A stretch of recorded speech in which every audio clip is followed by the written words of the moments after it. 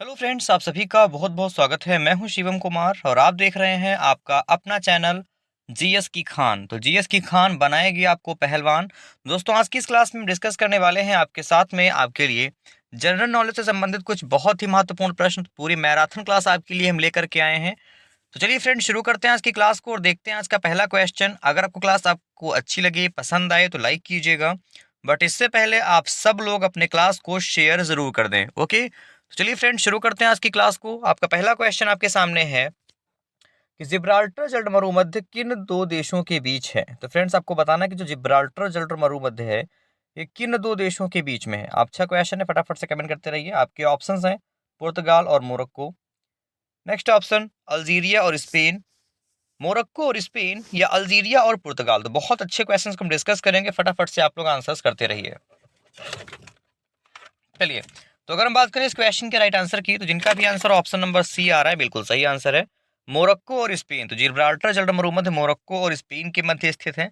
ठीक है, चलिए ऑप्शन सी जिनका आंसर आ रहा है बिल्कुल सही उत्तर है। इसके अलावा ये जो है जिब्राल्टर जल संधि पूर्व में और भूमध्य सागर को पश्चिम में अटलांटिक महासागर से जोड़ता है। ओके, देखते हैं इस क्लास का हम अगला क्वेश्चन। फ्रेंड्स, आपका अगला क्वेश्चन है कि कैल नहर किसे जोड़ती है। बहुत अच्छा क्वेश्चन है। तो इस क्लास में आपके लिए विश्व भूगोल से संबंधित कुछ क्वेश्चन डिस्कस करने वाले हैं। ठीक है, चलिए, तो आपका क्वेश्चन है कि कैल नहर किसे जोड़ती है। फटाफट से ऑप्शंस आपके सामने है और इसका आंसर करिए। देखिए, बाल्टिक सागर और उत्तरी सागर को जोड़ती है। तो किस ऑप्शन में है बाल्टिक सागर और उत्तरी सागर? तो बाल्टिक सागर और उत्तरी सागर ऑप्शन नंबर ए में हमारा दिया हुआ है। तो ऐसे में जिनका भी आंसर ऑप्शन नंबर फ्रेंड्स ए आ रहा है वो हमारा इस प्रश्न के लिए बिल्कुल सही उत्तर है। ओके, चलिए हम देखते हैं इस क्लास का फटाफट से अगला क्वेश्चन। अगला प्रश्न, इंडोनेशिया में किस प्रकार की कृषि को लदांग कृषि कहा जाता है। तो वृक्षारोपण, झूम कृषि, बागवानी या मिश्रित खेती। तो इंडोनेशिया में किस प्रकार की कृषि को लदांग कृषि कहते हैं, बताइए।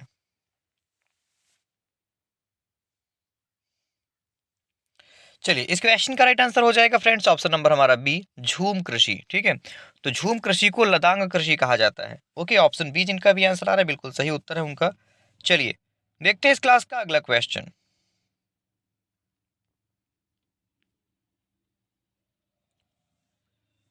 अगला प्रश्न दिया गया है कि निम्नलिखित में से कौन सा यूरोपीय देश चारों तरफ से अन्य देशों से घिरा हुआ नहीं है। तो कौन सा पूछा गया कि कौन सा घिरा हुआ देश नहीं है। आपके ऑप्शन है हंगरी, कोसोवो, चेक गणराज्य या स्पेन। फटाफट से कमेंट करें।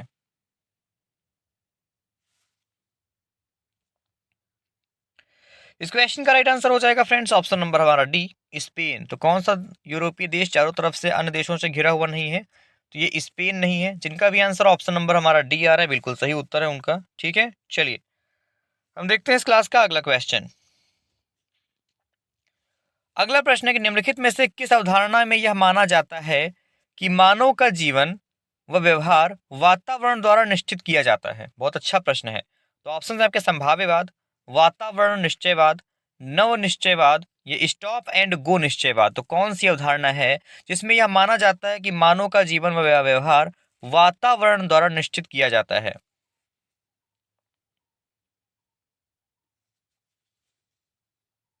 इस क्वेश्चन का राइट आंसर हो जाएगा ऑप्शन नंबर हमारा बी, वातावरण निश्चयवाद। Okay, option B is the right answer. चलिए, अगला प्रश्न है, पृथ्वी की अनुमानित आयु लगभग कितनी है। पृथ्वी की अनुमानित आयु कितनी है। तो फ्रेंड देखिए, लगभग 4.5 अरब वर्ष है। देखते हैं अगला प्रश्न। अगला प्रश्न, निम्नलिखित में से कौन से चट्टानें परिवर्तित होकर अलग प्रकार में बन जाती हैं। देखिए, जो चट्टानें परिवर्तित होकर दूसरा रूप ले लेती हैं इनको किस चट्टान के नाम से जानते हैं। ये चट्टानें किस प्रकार की कहलाती हैं आपको बताना है। आज इजी क्वेश्चन है। तो इनको हम मेटामॉर्फिक चट्टानें कहते हैं, जिनको हम हिंदी में रूपांतरित चट्टान के नाम से जानते हैं। ठीक है, मेटामॉर्फिक या रूपांतरित चट्टान। क्लियर। चलिए, option B is the right answer of this question. अगला प्रश्न, अक्षांश रेखा का 1 मिनट कितना होता है। बताइए, अक्षांश रेखा का 1 मिनट कितना होता है, कमेंट करें। इस क्वेश्चन का राइट आंसर अगर आप चुने हैं friends option number C, 1 nautical mile. तो बिल्कुल सही आंसर है। तो अक्षांश रेखा का 1 मिनट 1 नॉटिकल मील के बराबर होता है। क्लियर। ऑप्शन सी हमारा इस प्रश्न के लिए बिल्कुल बिल्कुल सही उत्तर है। चलिए फ्रेंड्स, हम देखते हैं फटाफट से इस क्लास का अगला प्रश्न। अगला प्रश्न, रेंचिंग शब्द निम्नलिखित में से किस गतिविधि से संबंधित है? तो फ्रेंड्स, रेंचिंग रेंचिंग शब्द का संबंध किससे है?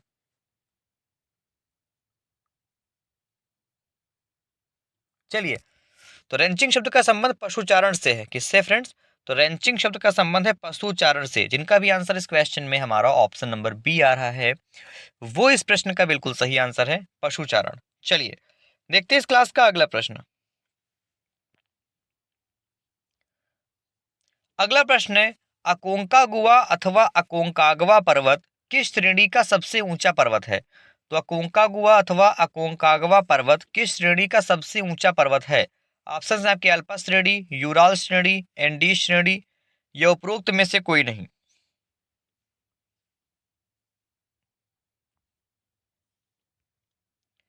इस क्वेश्चन का राइट आंसर हो जाएगा friends option number C, Andes श्रेणी। क्लियर? तो जिनका भी आंसर ऑप्शन नंबर सी आ रहा है बिल्कुल सही उत्तर है। तो ये अकोंकागुआ जो श्रेणियां हैं, इनको एंडीज श्रेणी जो है, इनको अकोंकागुआ या अकोंकागवा पर्वत श्रेणी के नाम से जानते हैं। ओके, याद रखिएगा, ऑप्शन सी हमारा इस प्रश्न के लिए बिल्कुल सही उत्तर है। चलिए अगला प्रश्न है फ्रेंड्स कि ओल्ड फैथफुल नामक गर्म पानी का झरना किस देश में स्थित है? तो जो ओल्ड फैथफुल है, ये गर्म पानी का झरना है, आप याद रखिएगा। अब ये किस जो है देश में है, बताइए। Canada, America, Spain, Mexico.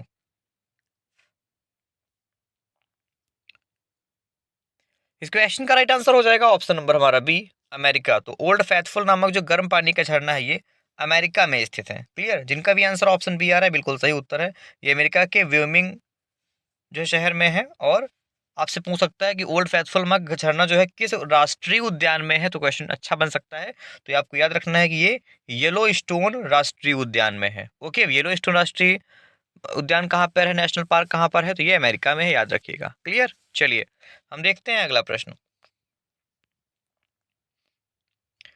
अगला प्रश्न है कि निम्नलिखित में से किस धूमकेतु को सबसे पहले किसी अंतरिक्ष यान से देखा गया था? Good question.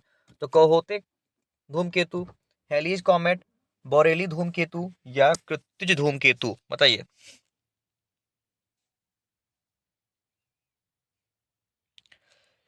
इस क्वेश्चन का right answer option number A हो जाएगा, कहोतिक धूमकेतु। ठीक है, तो कहोतिक धूमकेतु को सबसे पहले अंतरिक्ष यान से देखा गया था। ऐसे में जिनका भी आंसर ऑप्शन नंबर ए आ रहा है बिल्कुल सही उत्तर है उनका। चलिए हम देखते हैं इस क्लास का अगला प्रश्न।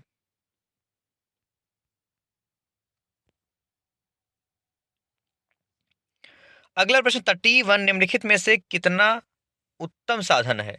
किसका किसका उत्तम साधन होना चाहिए था? किसका? तो बताइए, तटीय वन किसका उत्तम साधन है? यहाँ पे ईंधन की लकड़ियां जो है प्रचुर मात्रा में पाई जाती हैं। तो इस क्वेश्चन का राइट आंसर ऑप्शन नंबर हमारा बी हो जाएगा, ईंधन की लकड़ी। चलिए हम देखते हैं इस क्लास का अगला क्वेश्चन। अगला प्रश्न, अल्फ और ओनिक्स नदियां किस महाद्वीप में स्थित हैं? तो ऑस्ट्रेलिया, अंटार्कटिका, उत्तरी अमेरिका, या यूरोप। तो अल्फ और ओनिक्स नदियां किस महाद्वीप में स्थित हैं, बताइए।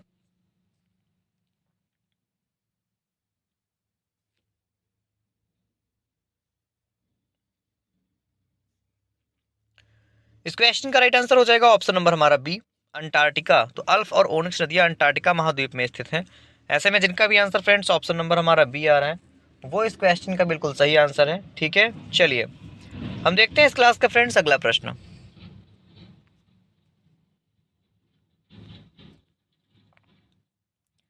अगला प्रश्न दिया गया कि सूर्य का द्रव्यमान और सौरमंडल का कुल कितना प्रतिशत हिस्सा है? तो सूर्य का द्रव्यमान सौरमंडल का कुल कितना प्रतिशत हिस्सा है, बताइए। आपके ऑप्शंस हैं 99.2%, 93.24%, 98.20%, या 99.8%। तो सूर्य का द्रव्यमान सौरमंडल का कुल कितने प्रतिशत का हिस्सा है, कमेंट करें।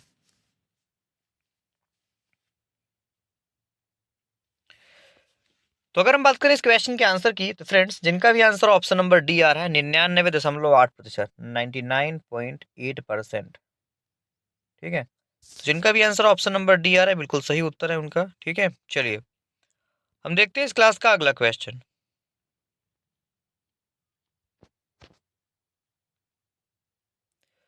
अगला प्रश्न कि न्यू मूर नामक द्वीप किस स्थान पर स्थित है?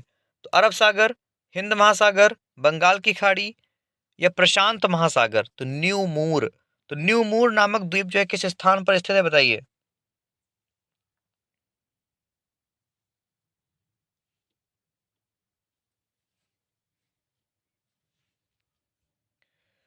इस क्वेश्चन का राइट आंसर हो जाएगा फ्रेंड्स ऑप्शन नंबर हमारा सी, बंगाल की खाड़ी। ठीक है, तो न्यू मूर नामक जो द्वीप है ये बंगाल की खाड़ी में स्थित है, जिनका भी आंसर ऑप्शन सी आ रहा है, बिल्कुल सही उत्तर है उनका। ठीक है, चलिए इसके अलावा ये जो है 1970 में बंगाल की खाड़ी में भोला चक्रवात के कारण जो है ये अस्तित्व में आया था। याद रखना है ऑप्शन सी अगर आप चुने इस क्वेश्चन का आंसर, तो वेरी वेरी गुड। चलिए दोस्तों, हम ले चलते हैं आपको अगले प्रश्न की तरफ। अगला प्रश्न आपके सामने कि प्राचीन रूपांतरित व क्रिस्टलिन चट्टानों के क्षरण के फलस्वरूप किस मिट्टी का निर्माण हुआ है? Good question. प्रश्न फिर से पढ़ लीजिए कि प्राचीन रूपांतरित व क्रिस्टलिन चट्टानों के क्षरण के फलस्वरूप किस मिट्टी का निर्माण हुआ है? फटाफट से बताइए। इस क्वेश्चन का राइट आंसर हो जाएगा ऑप्शन नंबर हमारा बी, लाल मिट्टी या लाल मृदा। ओके, तो लाल मृदा का निर्माण हुआ है, तो ऐसे में जिनका भी आंसर ऑप्शन नंबर बी आ रहा है बिल्कुल सही उत्तर है उनका। चलिए हम देखते हैं अगला क्वेश्चन। अगला प्रश्न है कि हेमेटाइट और मैग्नेटाइट किसकी किस्में हैं? तो लौह अयस्क, तांबा अयस्क, मैंगनीज अयस्क या जिंक अयस्क, बताइए। तो हेमेटाइट और मैग्नेटाइट किसकी किस्में हैं, बताइए।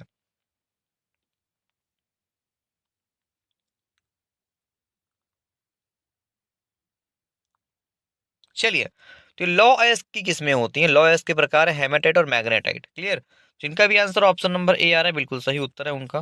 ठीक है, चलिए हम देखते हैं इस क्लास का फ्रेंड्स अगला प्रश्न।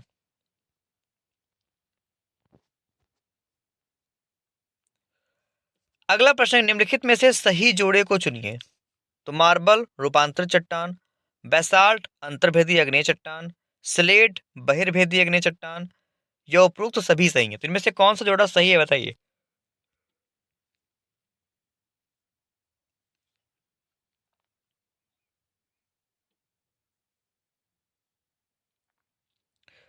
इस क्वेश्चन का राइट आंसर हो जाएगा ऑप्शन नंबर हमारा ए, मार्बल एक रूपांतरित चट्टान है, याद रखिएगा। ठीक है, मार्बल क्या है, एक रूपांतरित चट्टान है, इसका निर्माण जो है अन्य चट्टानों के तापमान व दबाव के कारण होता है। तो ऐसे में अगर आप अपने इस क्वेश्चन का आंसर ऑप्शन नंबर फ्रेंड्स ए चुने हुए हैं, तो बिल्कुल सही आंसर है। चलिए हम देखते हैं इस क्लास का अगला प्रश्न। अगला प्रश्न दिया गया है कि निम्नलिखित मृदा प्रकार को उनके आकार के आधार पर व्यवस्थित कीजिए। तो सबसे जो है इसमें मृदा पूछा गया है, सबसे छोटी मृदा, उसके बाद में इनको अवरोही क्रम में आपको बताना है, बताइए।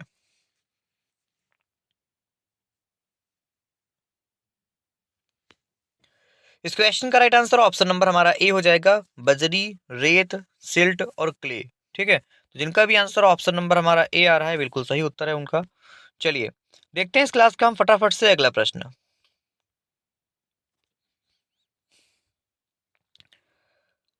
अगला प्रश्न है कि पृथ्वी के पहले सुपर महाद्वीप का नाम क्या है? पृथ्वी के पहले सुपर महाद्वीप का नाम बताइए। आपके ऑप्शन है पेंजिया, वालबरा, गोंडवाना, कोलंबिया। बताइए पृथ्वी के पहले सुपर महाद्वीप का नाम क्या है?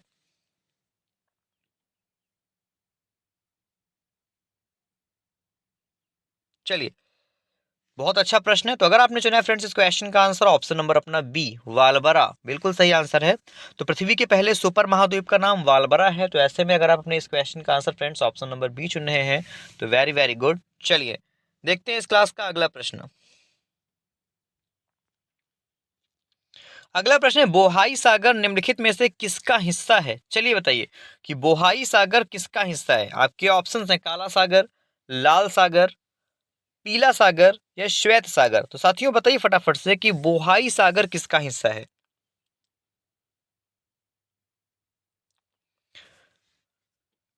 तो ये पीला सागर का हिस्सा है। ओके, तो बोहाई सागर जो है ये पीला सागर का हिस्सा है। क्लियर, तो ऐसे में फ्रेंड्स राइट आंसर अगर आप ऑप्शन नंबर सी चुने हुए हैं, तो ये बिल्कुल सही आंसर है। ठीक है, चलिए, और ये एक किस्म की खाड़ी है। इसके अलावा बोहाई सागर का हिस्सा किससे लगता है? तो ये चीन से लगता है। क्लियर, चलिए देखते हैं इस क्लास का अगला प्रश्न। अगला प्रश्न कि ध्रुवों पर दो देशांतरों के बीच की दूरी कितनी होती है? Good question. तो फ्रेंड्स बहुत अच्छे क्वेश्चन डिस्कस कर रहे हैं आपके लिए। अगर आपको भी क्लास के क्वेश्चन समझ में आ रहे हो, जो है आपको अच्छे लग रहे हो, तो प्लीज़ क्लास को अपने सपोर्ट करने के लिए क्लास को शेयर कर दीजिए। तो ध्रुवों पर दो देशांतर रेखाओं के बीच की दूरी कितनी होती है बताइए। इस क्वेश्चन का राइट आंसर हो जाएगा ऑप्शन नंबर ए 0 किलोमीटर। देखिए जो दोनों ध्रुव होते हैं, इनका देशांतर कितना होता है, 0 होता है ना, ठीक है।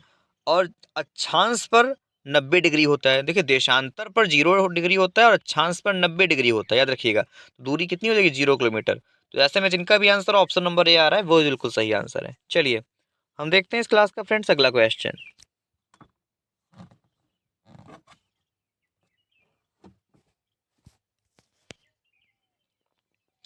अगला प्रश्न फ्रेंड्स की चोमुलुंगमा किस देश में है। चोमुलुंगमा किस देश में स्थित है बताइए। आपके ऑप्शंस दिए गए हैं फ्रेंड्स, भारत, नेपाल, भूटान या तिब्बत। तो चोमुलुंगमा किस देश में स्थित है बताइए।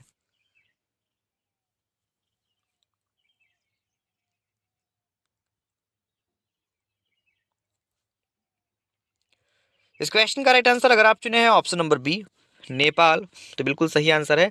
तो चोमुलुंगमा जो है नेपाल में स्थित है। तो ऐसे में जिनका भी आंसर ऑप्शन नंबर बी आ रहा है बिल्कुल सही उत्तर है, ठीक है। चलिए हम देखते हैं इस क्लास का अगला क्वेश्चन। तो चोमुलुंगमा नेपाल में स्थित है, ओके। चलिए ये है क्या, देखिए माउंट एवरेस्ट को ही तिब्बत में चोमुलुंगमा कहते हैं, ठीक है। ये विश्व का सबसे ऊंचा पर्वत है, 8,848 मीटर इसकी ऊंचाई है, पता ही आप सब लोगों को।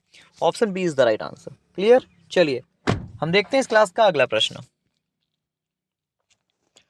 अगला प्रश्न, तीसरे विश्व के देश से अभिप्राय किन देशों से है। तो तीसरे विश्व के देश, ठीक है, इसका अभिप्राय किन देशों से है। आपके ऑप्शन है मध्य पूर्व में स्थित तेल के भरपूर देश, अल्प विकसित व विकासशील देश, अफ्रीका, एशिया और दक्षिण अमेरिका के देश, या अफ्रीका, एशिया और उत्तरी अमेरिका के देश। कमेंट करें।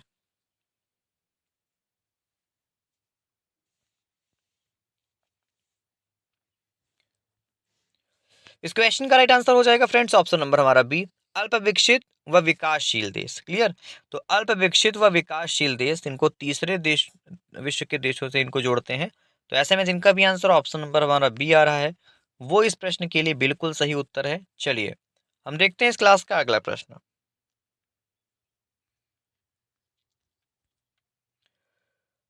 अगला प्रश्न देखिए, अगला प्रश्न है कि निम्नलिखित में से किस देश को केक का देश कहा जाता है। तो क्या आप जानते हैं फ्रेंड कि केक का देश किसको बोलते हैं। आपके ऑप्शंस हैं स्कॉटलैंड, स्विट्जरलैंड, नॉर्वे या भारत।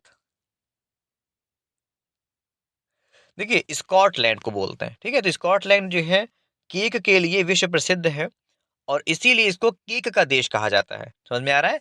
तो इसमें जिनका भी आंसर फ्रेंड्स ऑप्शन नंबर हमारा ए आ रहा है वो इस क्वेश्चन के लिए बिल्कुल सही उत्तर है। चलिए हम देखते हैं इस क्लास का अगला प्रश्न।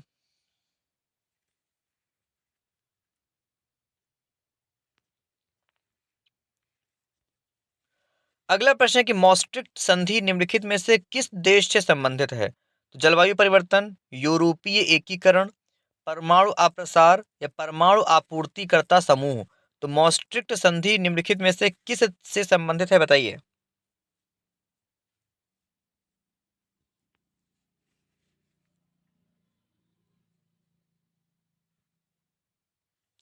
इस क्वेश्चन का राइट आंसर हो जाएगा ऑप्शन नंबर बी यूरोपीय एकीकरण, ठीक है। तो मॉस्ट्रिक्ट संधि जो है ये यूरोपीय एकीकरण से संबंधित है। तो ऐसे में जिनका भी आंसर फ्रेंड्स इस क्वेश्चन का ऑप्शन बी आया हुआ है वो हमारा इस प्रश्न में बिल्कुल सही आंसर हो जाएगा, ठीक है, यूरोपीय एकीकरण। चलिए हम देखते हैं इस क्लास का फ्रेंड्स फटाफट से अगला क्वेश्चन।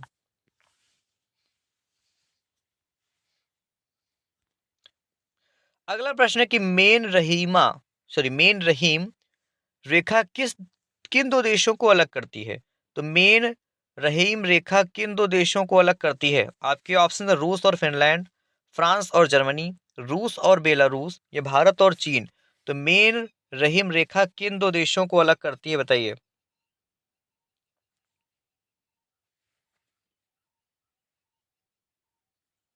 चलिए इस क्वेश्चन का राइट आंसर हो जाएगा हमारा ऑप्शन नंबर ए रूस और फिनलैंड, क्लियर। तो मेन रहीम रेखा जो है रूस और फिनलैंड को अलग करती है।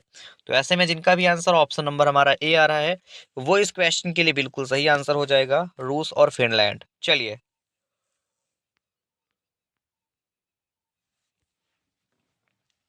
अगला प्रश्न, विज्ञान की पेट्रोलॉजी शाखा का संबंध निम्नलिखित में से किससे है?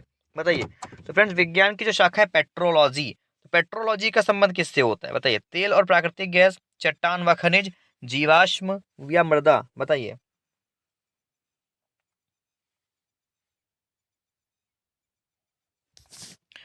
तो विज्ञान की जो शाखा है पेट्रोलॉजी, ये संबंधित है चट्टान और खनिजों से। किससे?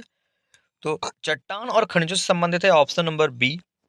जिनका भी आंसर आया हुआ है इस क्वेश्चन के लिए, वो इस क्वेश्चन का बिल्कुल सही आंसर है। तो विज्ञान की शाखा जो है पेट्रोलॉजी, ये चट्टान और खनिजों से संबंधित है।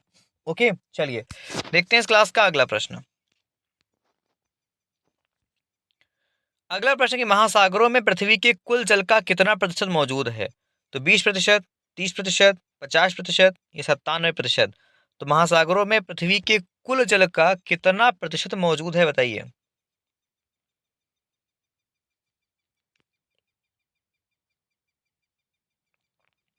इस क्वेश्चन का right answer option number D हो जाएगा, 97%, 97%। ठीक है, चलिए देखते हैं अगला प्रश्न।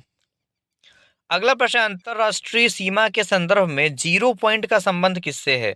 तो चीन व उत्तर कोरिया, ईरान व पाकिस्तान, ईरान व इराक या पाकिस्तान व अफगानिस्तान? तो अंतरराष्ट्रीय सीमा के संदर्भ में जीरो पॉइंट का संबंध किससे है?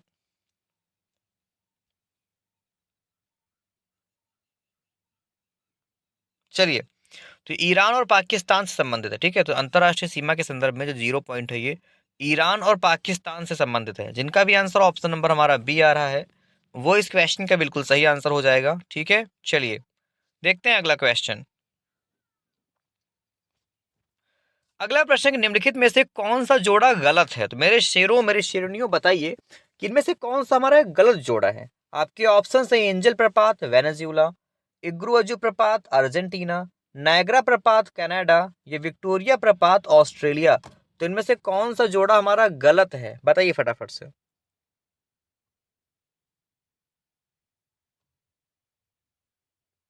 चलिए, इस क्वेश्चन का राइट आंसर हो जाएगा फ्रेंड्स ऑप्शन नंबर हमारा डी, विक्टोरिया प्रपात ऑस्ट्रेलिया। तो ये हमारा गलत जोड़ा है। जिनका भी आंसर ऑप्शन नंबर बी आ रहा है, बिल्कुल सही उत्तर है। देखिए, जो विक्टोरिया प्रपात है, ये कहाँ पर है? ये ऑस्ट्रेलिया में नहीं है, ये जोम्बिया में स्थित है, जोम्बेजी नदी पर। ओके, तो जिनका भी आंसर ऑप्शन नंबर बी आ रहा है, बिल्कुल सही उत्तर है उनका। ठीक है, चलिए देखते हैं इस क्लास का अगला क्वेश्चन।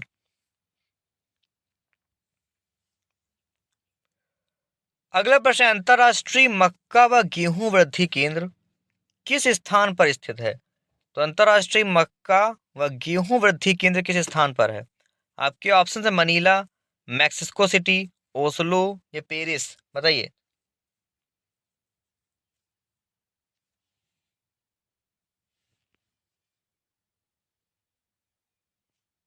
चलिए, इस क्वेश्चन का राइट आंसर हो जाएगा फ्रेंड्स ऑप्शन नंबर हमारा बी, मैक्सिको सिटी। तो अंतरराष्ट्रीय मक्का व गेहूं वृद्धि केंद्र ये मैक्सिको सिटी में। क्लियर, ऑप्शन बी हमारा इस क्वेश्चन के लिए भी, जिनका भी आंसर आ रहा है, बिल्कुल सही उत्तर है उनका। चलिए, हम देखते हैं इस क्लास का अगला क्वेश्चन।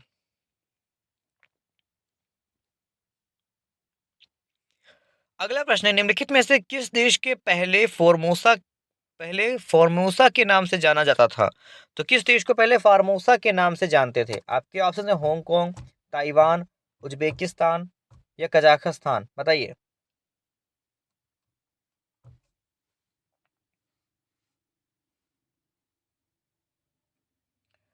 इस क्वेश्चन का राइट आंसर फ्रेंड्स, अगर आपने चुना है ऑप्शन नंबर बी, ताइवान, बिल्कुल सही आंसर है। तो किस देश को पहले फार्मोसा के नाम से जानते थे? तो ताइवान को फार्मोसा के नाम से जानते थे। क्लियर, चलिए जिनका भी आंसर ऑप्शन नंबर बी आ रहा है, बिल्कुल सही उत्तर है उनका। चलिए, हम देखते हैं इस क्लास का अगला क्वेश्चन।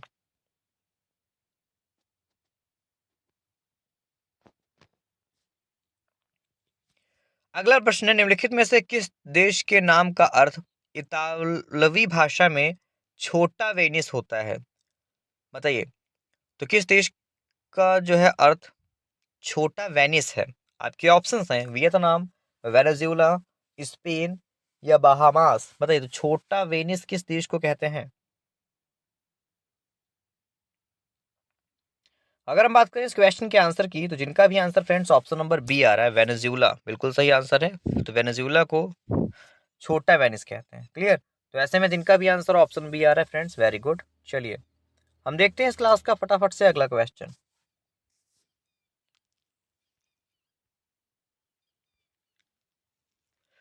अगला प्रश्न, निम्नलिखित में से किस कोयले में कार्बन की मात्रा सर्वाधिक होती है?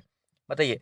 तो किस कोयले में कार्बन की मात्रा सबसे अधिक होती है? आपके ऑप्शन है बिटुमिनस, एंथ्रासाइट्स, टोरबेनाइट या लिग्नाइट। तो किस कोयले में कार्बन की मात्रा सबसे ज्यादा होती है, बताइए फटाफट से।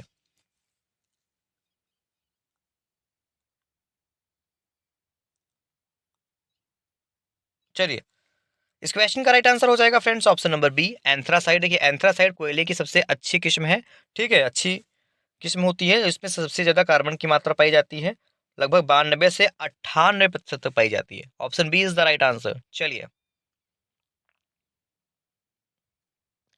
अगला प्रश्न, वर्ष 2001 में कनाडाई भू सर्वेक्षण विभाग ने किस स्थान पर उत्तरी चुंबकीय ध्रुव को निश्चित किया था? बताइए। आपके ऑप्शंस हैं बिफ्किन द्वीप, विक्टोरिया द्वीप, एलिसमियर द्वीप या न्यू फाउंडलैंड। बताइए। तो वर्ष 2001 में कनाडाई भू सर्वेक्षण विभाग ने किस स्थान पर उत्तरी चुंबकीय ध्रुव को निश्चित किया था?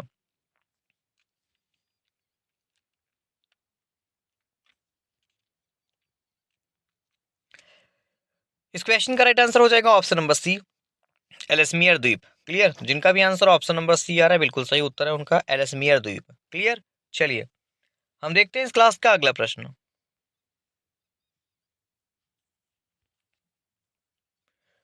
अगला प्रश्न फ्रेंड्स कि गुवाते नामो खाड़ी किस देश में स्थित है? तो क्यूबा, हैती, बहामास या त्रिनिदाद व टोबागो। बताइए।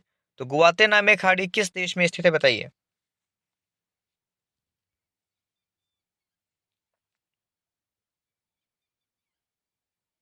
चलिए, इस क्वेश्चन का राइट आंसर हो जाएगा फ्रेंड्स ऑप्शन नंबर हमारा ए, क्यूबा। ठीक है। तो गुवाते नामो खाड़ी तो क्यूबा में स्थित है। क्लियर। तो ऐसे में जिनका भी आंसर ऑप्शन नंबर हमारा ए आ रहा है, बिल्कुल सही उत्तर है उनका। चलिए, हम देखते हैं इस क्लास का अगला प्रश्न। अगला प्रश्न कि बहरीन में कुल कितने द्वीप हैं? बताइए। तो 25, 33, 36 या 40। तो फ्रेंड्स फटाफट से कमेंट करें कि बहरीन, तो बहरीन में कुल कितने द्वीप हैं, बताइए।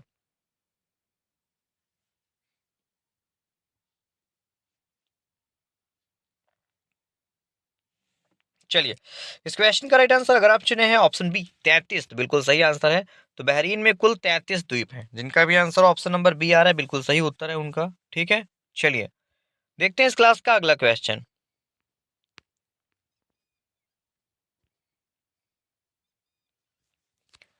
अगला प्रश्न, एक्वेडोर की राजधानी कहाँ है? तो बोगाटा, अंसुआंसियो, लीमा, क्विटो। तो इक्वेडोर की राजधानी क्या है, बताइए।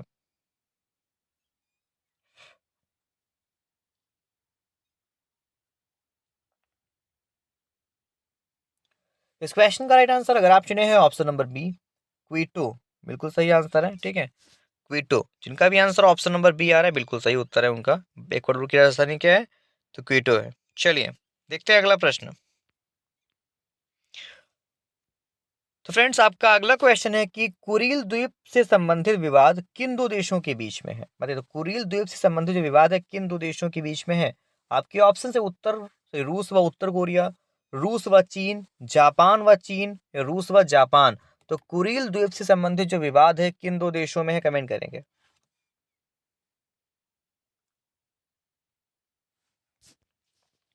इस क्वेश्चन का राइट आंसर हो जाएगा ऑप्शन नंबर डी, रूस व जापान। तो कुरिल द्वीप जो है रूस और जापान से संबंधित है। ठीक है। ऑप्शन बी जिनका भी आंसर आ रहा है, बिल्कुल सही उत्तर है। चलिए, तो मेरे शेरों, मेरे शेरनियों, रिक्वेस्ट कर रहे हैं आपसे कि प्लीज अपने क्लास को आप सब लोग एक बार शेयर कर दीजिए। चलिए, देखते हैं अगला क्वेश्चन।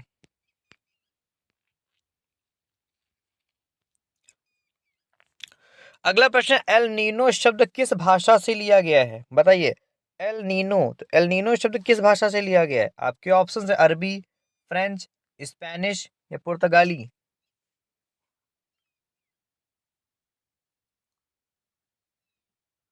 चलिए, तो ये स्पेनिश भाषा का शब्द है एल नीनो। ठीक है। तो एल नीनो शब्द जो है स्पेनिश भाषा से लिया गया शब्द है। अगर आप अपने इस क्वेश्चन का आंसर ऑप्शन नंबर सी चुन रहे हैं, तो ये बिल्कुल सही आंसर है। स्पेनिश भाषा से संबंधित है ये एल नीनो शब्द। ओके। चलिए, हम देखते हैं इस क्लास का फटाफट से अगला क्वेश्चन। अगला प्रश्न, निम्नलिखित में से किन पौधों में टी रिंग सर्वाधिक दृश्यमान होते हैं? ध्रुवीय पौधे, उष्णकटिबंधीय पौधे, उपोष्णकटिबंधीय पौधे या समशीतोष्ण पौधे? बताइए। तो निम्नलिखित में से किन पौधों में टी रिंग सबसे अधिक दृश्यमान होते हैं? बताइए।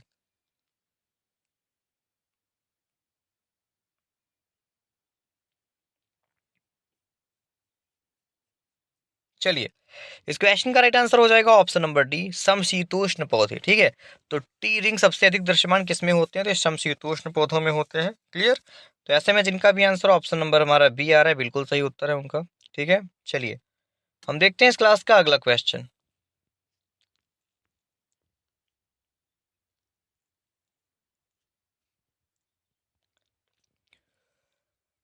अगला प्रश्न है आपके लिए, निम्नलिखित कथनों का अवलोकन कीजिए। पहला कथन दिया गया है कि ग्लोबल ग्लोबल वार्मिंग का असर उत्तरी व दक्षिणी दोनों ध्रुवों पर पड़ रहा है और वे सिकुड़ रहे हैं।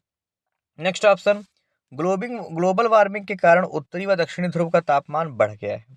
अब इनमें से कौन कौन से कथन हमारे सही है? बताइए। केवल एक, केवल दो, दोनों गलत, या एक और दो दोनों गलत है? सही है और दोनों गलत है, ऐसा बताइए। केवल पहला कथन इसमें सही है कि ग्लोबल वार्मिंग का असर उत्तरी व दक्षिणी दोनों ध्रुवों पर पड़ रहा है और वे सिकुड़ रहे हैं। केवल एक ऑप्शन सही हो जाएगा, ऑप्शन नंबर फर्स्ट। चलिए,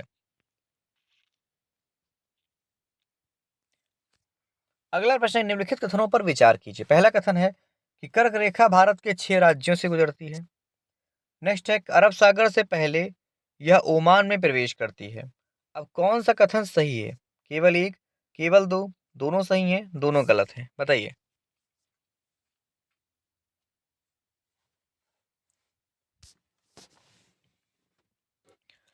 इस क्वेश्चन का राइट आंसर फ्रेंड्स, अगर आपने चुना है ऑप्शन नंबर डी, दोनों गलत हैं। बिल्कुल सही आंसर है ऑप्शन नंबर डी, जिनका भी आंसर आ रहा है। ठीक है, देखिए जो कर्क रेखा है भारत के 6 नहीं, आपको पता है भारत की 8 राज्यों से होकर के गुजरती है। ठीक है, कौन कौन से राज्य है? गुजरात, राजस्थान, मध्य प्रदेश, छत्तीसगढ़, झारखंड, पश्चिम बंगाल, त्रिपुरा और मिजोरम। ओके, चलिए देखते हैं इस क्लास का हम अगला क्वेश्चन। ऑप्शन डी हो जाएगा सही। चलिए, अगला प्रश्न कि नदी बेसिन क्षेत्र के आधार पर घटते हुए क्रम में सही विकल्प को चुनिए। तो Amazon Congo Ganga, Amazon Congo Mississippi, Amazon Mississippi Congo या अमेजन मिसिसिपी गंगा? बताइए।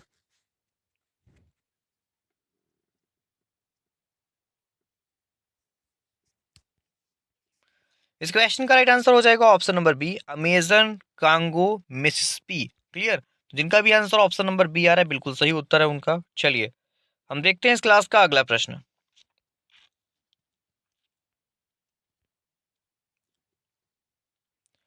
अगला प्रश्न, विश्व का सबसे शुष्क स्थान कौन सा है? तो कालाहारी, अटाकामा, मोजावे मरुस्थल या तेबरनास मरुस्थल? तो विश्व का सबसे शुष्क स्थान कौन सा है? बताइए।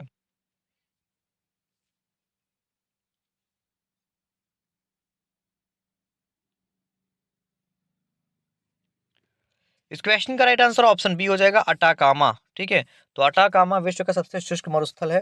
तो ऐसे में जिनका भी आंसर ऑप्शन नंबर बी आ रहा है, बिल्कुल सही उत्तर है उनका। ठीक है, अटाकामा जो है ये विश्व का सबसे शुष्क मरुस्थल है। क्लियर? ये दक्षिणी अमेरिका देश चिली में स्थित है। ओके, चलिए हम देखते हैं फ्रेंड्स इस क्लास का फटाफट से अगला क्वेश्चन।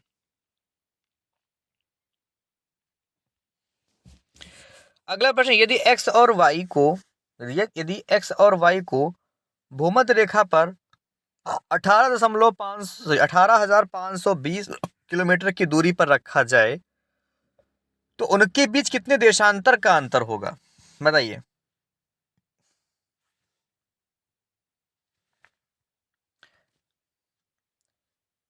चलिए, इस क्वेश्चन का राइट आंसर हो जाएगा ऑप्शन सी, 166 डिग्री। ओके, चलिए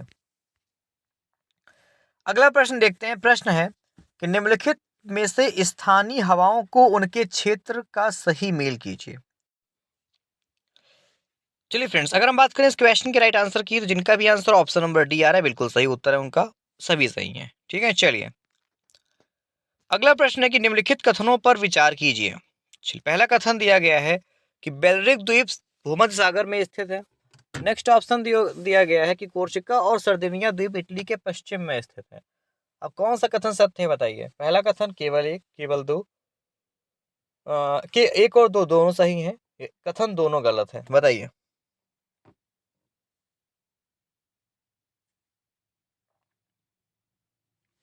चलिए, इस क्वेश्चन का राइट आंसर हो जाएगा फ्रेंड्स ऑप्शन नंबर हमारा सी, कथन एक और दो दोनों गलत है। क्लियर। जिनका भी आंसर ऑप्शन नंबर सी आ रहा है बिल्कुल सही उत्तर है उनका। चलिए हम देखते हैं इस क्लास का अगला क्वेश्चन।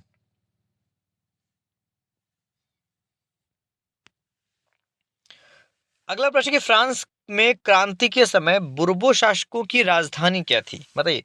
तो फ्रांस में क्रांति के समय बुर्बो शासकों की राजधानी क्या थी। आपके ऑप्शंस हैं Paris, next option Toulouse, Saint Cloud या वायसराय।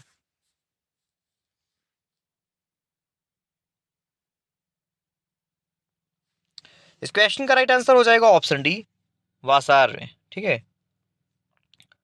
Option D.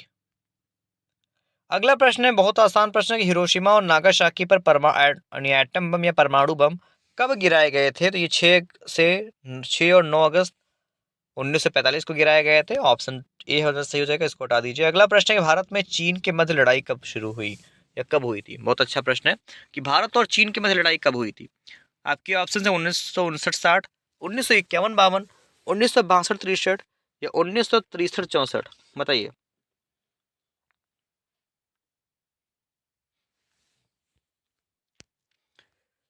इस क्वेश्चन का राइट आंसर हो जाएगा ऑप्शन नंबर सी, 1962-63। क्लियर। तो जिनका भी आंसर फ्रेंड्स ऑप्शन नंबर हमारा सी आ रहा है 1962-63 में, बिल्कुल सही उत्तर है। चलिए हम देखते हैं इस क्लास का अगला क्वेश्चन।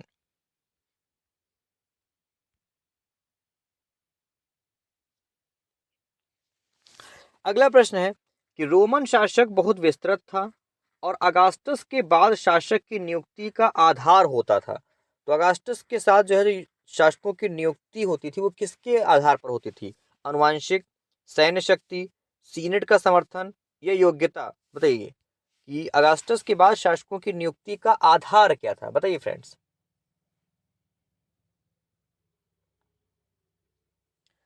अगर हम बात करें इस क्वेश्चन के राइट आंसर की, तो जिनका भी आंसर फ्रेंड्स आ रहा है ऑप्शन नंबर ए, अनुवांशिक, बिल्कुल सही आंसर है।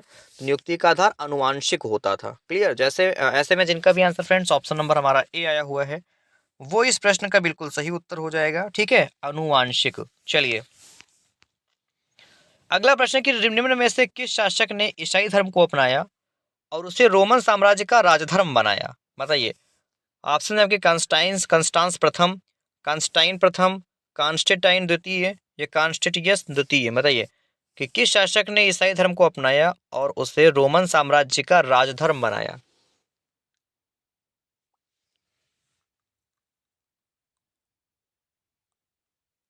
चलिए ऑप्शन बी, कॉन्स्टेंटाइन प्रथम। क्लियर। तो जिनका भी आंसर ऑप्शन नंबर हमारा बी आ रहा है वो इस क्वेश्चन के लिए फ्रेंड्स बिल्कुल सही आंसर हो जाएगा। चलिए अगला प्रश्न है कि 1917 में रूसी क्रांति के समय रूस का जार कौन था। Good question. तो निकोलस प्रथम, निकोलस द्वितीय, अलेक्जेंडर प्रथम या अलेक्जेंडर द्वितीय। तो 1917 में रूसी क्रांति के समय रूस का जार कौन था।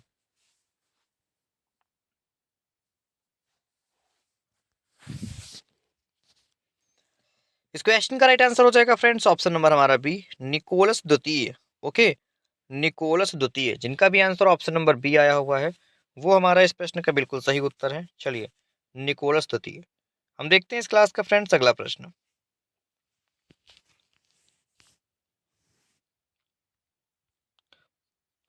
अगला प्रश्न कि चीन ने सिविल सेवाएं परीक्षाएं कब प्रारंभ की। तो 6 ईस्वी, 7 ईस्वी, 8 ईस्वी या 5 ईस्वी।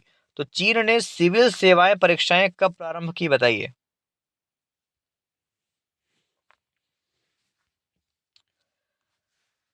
इस क्वेश्चन का राइट आंसर हो जाएगा ऑप्शन नंबर ए, 6 ईस्वी। ठीक है, तो चीन ने सिविल सेवा परीक्षाएं 6 ईस्वी से आरंभ की थी। तो इस क्वेश्चन का राइट आंसर फ्रेंड्स हमारा ऑप्शन नंबर ए हो जाएगा। ठीक है, चलिए हम देखते हैं इस क्लास का अगला क्वेश्चन।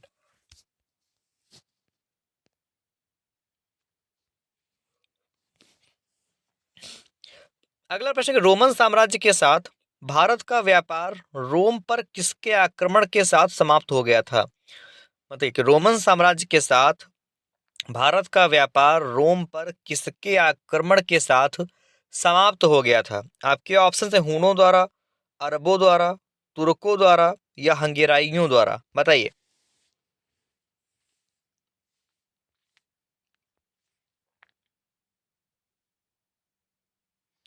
इस क्वेश्चन का right answer option number A हो जाएगा हमारा आंसर, हूनों द्वारा। क्लियर? हूणों द्वारा। जिनका भी आंसर ऑप्शन नंबर ए आ रहा है बिल्कुल सही उत्तर है उनका। ठीक है, चलिए हम देखते हैं इस क्लास का फ्रेंड्स फटाफट से अगला क्वेश्चन।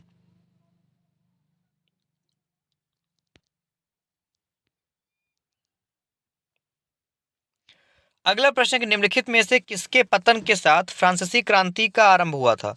तो बस्तिल, कॉम्यून्स, जैकोबिन क्लब या पिलनित्स। बताइए।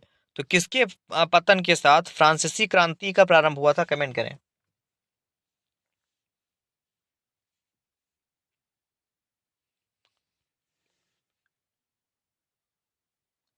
इस क्वेश्चन का राइट आंसर हो जाएगा ऑप्शन नंबर हमारा ए, बस्तिल। ठीक है, तो किसके पतन के साथ फ्रांसीसी क्रांति का प्रारंभ हुआ था? बस्तिल। ठीक है, जिनका भी आंसर ऑप्शन नंबर हमारा ए आ रहा है बिल्कुल सही उत्तर है उनका। ठीक है, चलिए option A is the right answer of this question. देखते हैं अगला क्वेश्चन।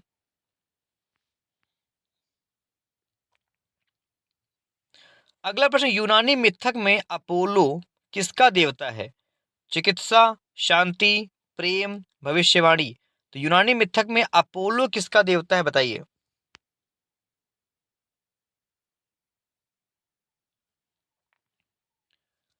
इस क्वेश्चन का राइट आंसर हो जाएगा फ्रेंड्स ऑप्शन नंबर हमारा ए, चिकित्सा। ठीक है, तो यूनानी मिथक में अपोलो चिकित्सा का देवता है। जिनका भी आंसर ऑप्शन नंबर हमारा ए आ रहा है बिल्कुल सही उत्तर है उनका। क्लियर? चिकित्सा। चलिए हम देखते हैं इस क्लास का अगला क्वेश्चन।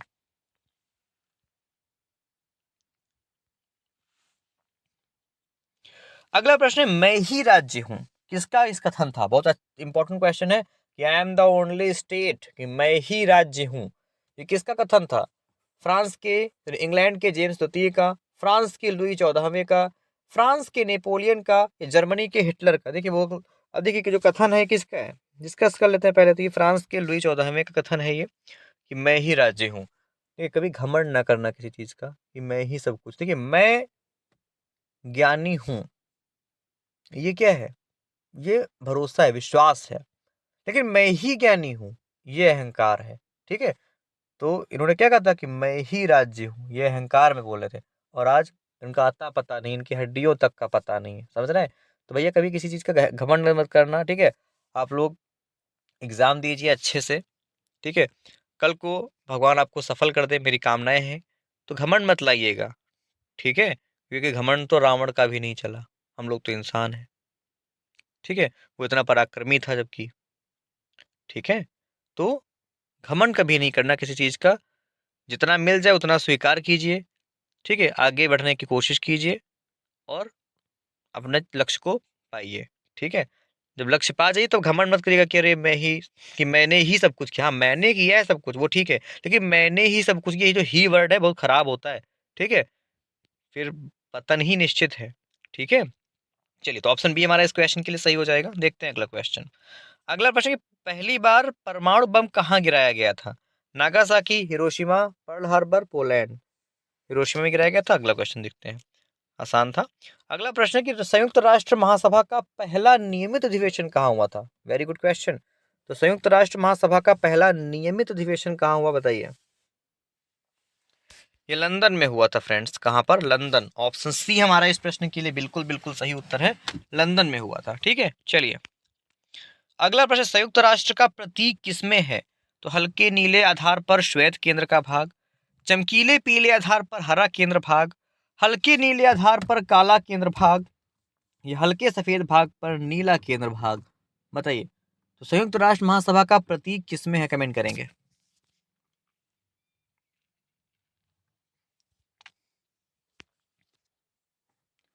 तो अगर बात की जाए इस क्वेश्चन के आंसर की, तो इस क्वेश्चन का राइट आंसर हो जाएगा ऑप्शन नंबर हमारा बी, डी, हल्के सफेद भाग पर नीला केंद्र भाग। ओके, चलिए option D is the right answer. देखते हैं अगला प्रश्न। अगला प्रश्न कि गुट निरपेक्ष आंदोलन का पहला सम्मेलन 1961 में कहाँ हुआ था? तो काहिरा, बेलग्रेड, नई दिल्ली, वाशिंगटन। तो गुट निरपेक्ष आंदोलन का पहला सम्मेलन 1961 में कहाँ हुआ था?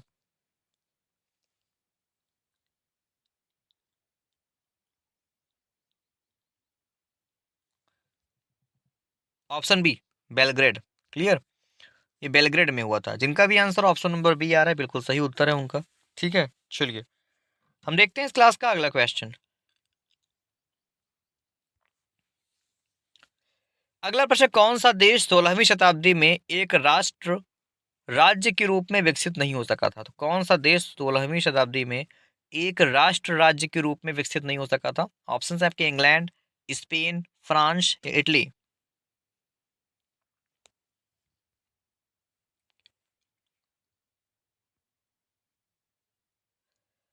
इस क्वेश्चन का राइट आंसर हो जाएगा हमारा ऑप्शन नंबर डी, इटली।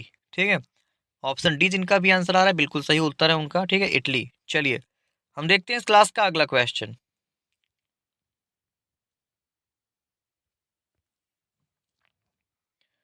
अगला प्रश्न है कि बर्लिन कांग्रेस किस वर्ष बुलाई गई थी? तो 1875, 1876, 1877 या 1878, बताइए। चलिए, तो बर्लिन कांग्रेस 1878 में बुलाई गई थी। ठीक है, तो जिनका भी आंसर ऑप्शन नंबर डी आ रहा है बिल्कुल सही उत्तर है उनका। तो बर्लिन कांग्रेस 1878 में बुलाई गई थी। जिनका भी आंसर ऑप्शन डी आ रहा है बिल्कुल सही उत्तर है उनका। चलिए हम देखते हैं इस क्लास का अगला क्वेश्चन। अगला प्रश्न कि जापान में सामंत कौन कहलाते थे? बताइए फ्रेंड्स कि जापान में सामंत, सामंत किनको बोलते थे? आपके ऑप्शन है समुराई, शोगुन, मेइजी या उपरोक्त में से कोई नहीं।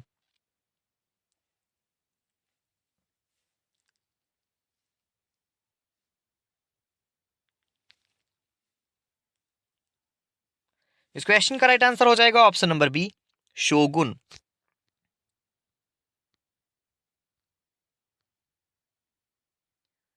जापान में सामंत जो शोगुन को बोलते थे। तो ऐसे में जिनका भी आंसर फ्रेंड्स ऑप्शन बी आ रहा है बिल्कुल सही उत्तर है उनका। चलिए हम देखते हैं इस क्लास का अगला प्रश्न।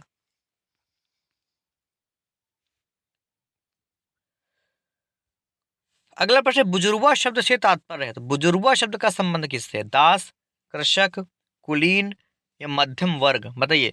बुजुर्वा, तो बुजुर्वा शब्द का संबंध किससे है बताइए।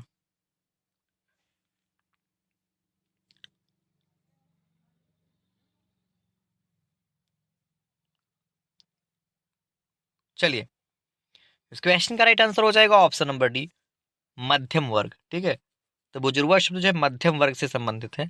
जिनका भी आंसर ऑप्शन नंबर हमारा डी आ रहा है बिल्कुल सही उत्तर है उनका, मध्यम वर्ग। ठीक है, चलिए हम देखते हैं इस क्लास का अगला क्वेश्चन।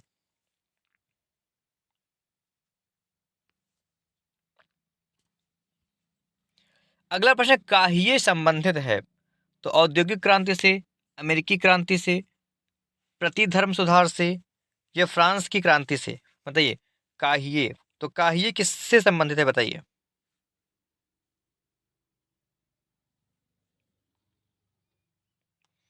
चलिए, तो फ्रेंड्स काहिए का जो संबंध है ये फ्रांस की क्रांति से संबंधित है। ठीक है, ये फ्रांस की क्रांति से संबंधित शब्द है। ऑप्शन डी हमारा इस प्रश्न के लिए बिल्कुल सही उत्तर है। ठीक है फ्रेंड्स, चलिए अगला प्रश्न, क्षमा पत्र कौन प्रदान करता था? बताइए फ्रेंड्स कि क्षमा पत्र कौन प्रदान करता था? आपके ऑप्शन है पोप, राजा, बिशप या काउंट, बताइए।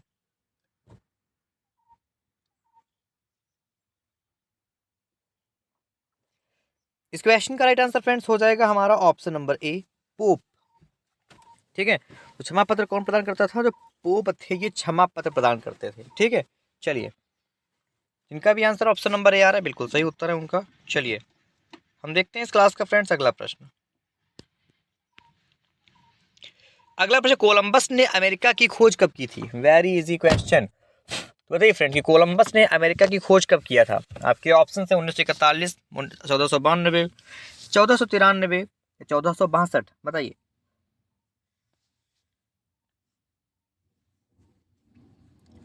इस क्वेश्चन का राइट आंसर हो जाएगा ऑप्शन नंबर ए, 1492। ठीक है, तो कोलंबस ने अमेरिका की खोज कब किया था? तो 1492 ईस्वी में कोलंबस ने अमेरिका की खोज किया था। ये आपको याद रखना है। ओके, चलिए डियर फ्रेंड्स हम देखते हैं इस क्लास का फटाफट से अगला क्वेश्चन। अगला प्रश्न, लोलार्ड्स किसके समर्थक माने जाते हैं? तो इरेस्मस, वाइक्लिफ, इग्नेशियन लायला, लूथर। तो लोलार्ड्स किसके समर्थक माने जाते हैं, बताइए।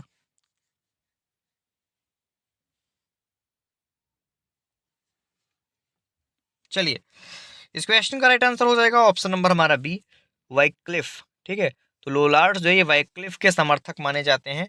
इस क्वेश्चन का राइट आंसर हो जाएगा हमारा ऑप्शन नंबर बी, वाइक्लिफ।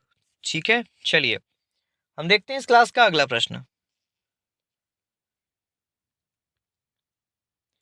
अगला प्रश्न, मोरक्को संकट के समाधान के लिए 1906 में कौन सा सम्मेलन बुलाया गया था?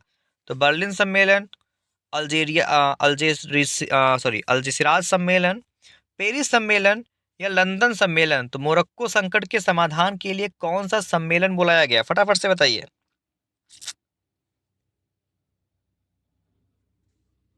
तो ये अल्जीसिराज सम्मेलन बुलाया गया था। कौन सा? अल्जीसिराज सम्मेलन। जिनका भी आंसर ऑप्शन नंबर बी आ रहा है बिल्कुल सही उत्तर है उनका। ठीक है, कब बुलाया गया था? तो 1906 में बुलाया गया था। ठीक है, लिखा भी ऊपर है।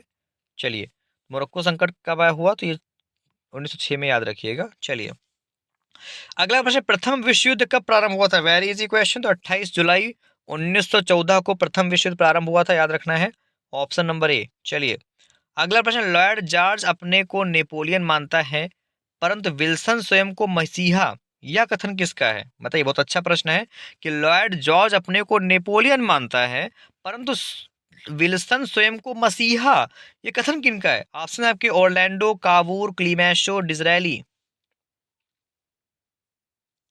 क्लीमेशो। क्लियर, जिनका भी आंसर ऑप्शन नंबर सी आ रहा है बिल्कुल सही उत्तर है, क्लीमेशो। चलिए, अगला प्रश्न, रासपुटिन कौन था? बताइए, साधु, शिक्षक, राजा, सेनापति। बताइए फ्रेंड्स कि रासपुटिन कौन था? रासपुटिन एक साधु था। जिनका भी आंसर ऑप्शन नंबर ए आ रहा है बिल्कुल सही उत्तर है उनका। ठीक है, साधु। चलिए, देखते हैं अगला प्रश्न। अगला प्रश्न, रेशम के कीड़े पालने की परंपरा का प्रारंभ किस सभ्यता की देन है? बताइए। तो सिल्क वॉर्म जो है, रेशम की कीड़े पालने की परंपरा जो है, इसका प्रारंभ किस सभ्यता की देन है? चीन, यूनान, रोम या मेसोपोटामिया?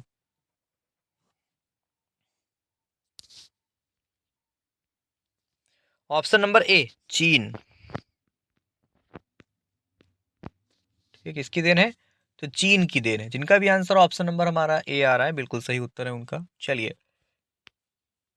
अगला प्रश्न है कि क्लियोपेट्रा नामक रानी का संबंध किस सभ्यता से है? तो चीन, यूनान, रोम, मिस्र। तो क्लियोपेट्रा नामक रानी का संबंध किस सभ्यता से है, बताइए।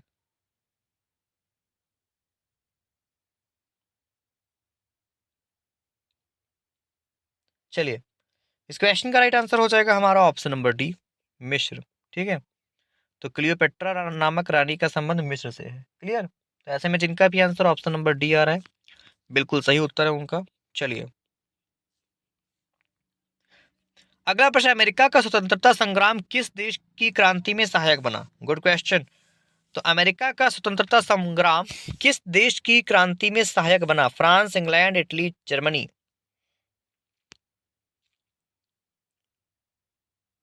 इस क्वेश्चन का right answer option number A हो जाएगा, फ्रांस। ठीक है, तो फ्रांस की क्रांति में सहायक बना था। जिनका भी आंसर ऑप्शन नंबर फर्स्ट आ रहा है बिल्कुल सही उत्तर है उनका। चलिए, हम देखते हैं इस क्लास का अगला क्वेश्चन। चलिए फ्रेंड्स, आज की इस क्लास में इतना ही रखते हैं। तो आज की इस क्लास में इतना ही। तो आशा करेंगे जो क्लास है आप सबको काफ़ी अच्छी लगी होगी। तो फ्रेंड्स, जिन भी लोगों ने क्लास को अपने लाइक नहीं किया, क्लास को लाइक कर दें। जिन भी लोगों ने क्लास को अपने शेयर नहीं किया, वो सब लोग क्लास को अपने शेयर कर दें। तो प्लीज़ फ्रेंड्स, सब लोग फटाफट से क्लास को लाइक और शेयर कर दीजिए। चलिए, तो मैं आपका फ्रेंड शिवम कुमार